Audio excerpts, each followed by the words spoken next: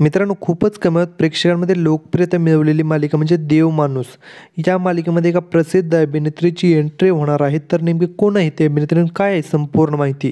ते आपण यामध्ये पाहणार आहोत. व्हिडिओ शेवटपर्यंत पहा. व्हिडिओवरती नवीन असाल तर व्हिडिओ लाईक, चॅनल सबस्क्राईब करून बाजूचं बेल नोटिफिकेशन ऑल करायला मात्र अजिबात विसरू नका, जेणेकरून अशाच मनोरंजन विश्वातील अपडेट तुम्हाला मिळतील. मित्रांनो, नुकतंच काही दिवसांपूर्वी देव माणूस या मालिकेचे 2 भाग प्रेक्षकांच्या भेटीला आले होते.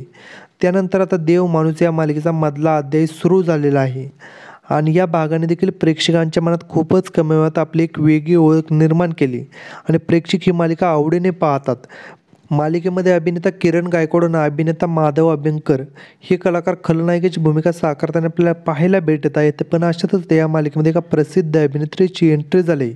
ती अभिनेत्री म्हणजे अस्मिता देशमुख. देव माणूस या मालिकेमध्ये आता डिंपल ही भूमिका साकारताना आपल्याला पाहायला भेटणार आहे.